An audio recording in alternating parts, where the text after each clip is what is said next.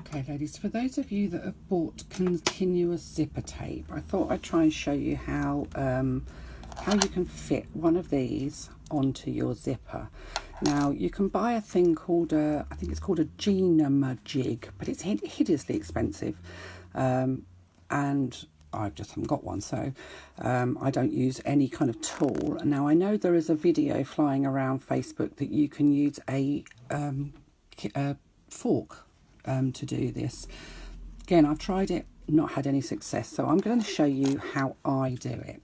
Now I'm actually doing this, I've got the video right in front of the camera, right in front of me, between me and the zipper, so I'm trying really hard not to lose the picture and disappear over here, so you'll forgive me if I do.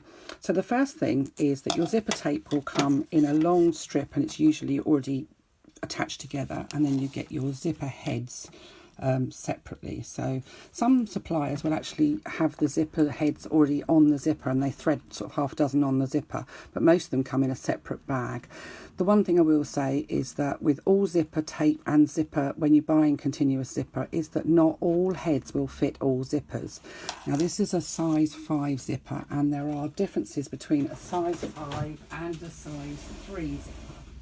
And you'll see in the patterns, the zippers that I use internally are number 3 zippers, and the difference is, you can see that's a bright green zipper, so I hope you can see that it's a lot narrower, quite a lot narrower, the zipper tape. The difference between a size 3 or number 3 and a number 5 is that the teeth on a number 3 are 3 millimeters wide, so from one side to the other 3 millimeters. On a number 5, guess what, 5 millimeters. The tape is also wider. Usually on a number 3 the tape is approximately 1 inch wide. On a number 5 it's approximately 1.25 inches, although I do have some number 5 tape that is slightly narrower. But not all number 5 heads will fit on number 5 zippers, so you do have to be careful. And if you're buying zipper tape, then I would suggest you buy your heads from the same person that you buy your tape from, because I've bought them heads separately and they don't fit on all zipper tape. So I'm going to get rid of that one, and I'm going to try and show you how I fit this. So first of all, on one side, I'd open up the top end of the zipper, and on one side of the zipper, I will just cut away the zipper teeth about 1/2 inch. So you can see I've just literally cut the teeth away, not the tape, just the teeth. So you need to open up your zipper slightly, take your zipper head, and you know which is the front piece of your zipper. It's the piece with the little bit at the front. The back end is open, fully open. So you need your zipper facing forwards, so as though it's going to pull forwards. And if you thread one side of your zipper, the side that you haven't cut the teeth away from, into the zipper pull on one side, one side of the zipper pull, and take it down so that you've just got a few teeth at the top. And you kind of almost feel like you need an extra pair of hands for this, and that's what a lot of people struggle with. It's the fact that you need to kind of keep hold of several pieces. So you keep hold of the top of that piece of zipper tape and the head, and take your second piece, the piece that you've cut the teeth out of, and you just thread those teeth into the other side.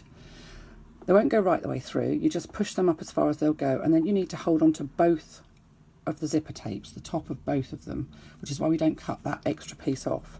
And once you've got that in, just give it a little tug, and you can open up the rest of your zipper tape,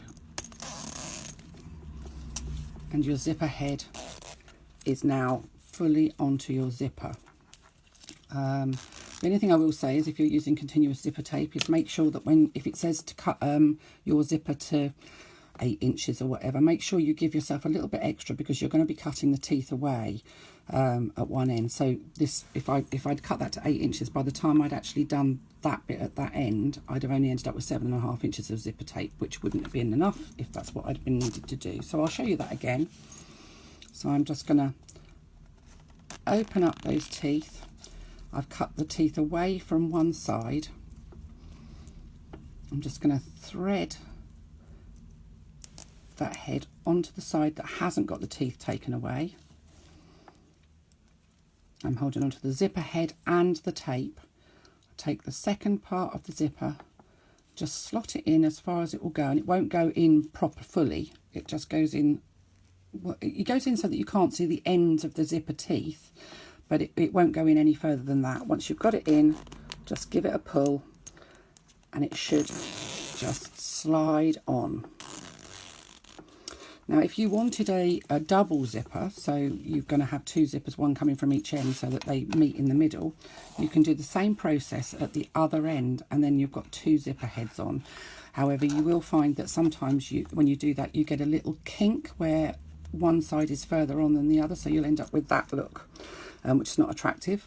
That's easy enough to fix as well. All you need to do is, if you pull the tape apart behind your zipper head, hold on to your zipper tape this end, and I haven't got a second head on there to show you.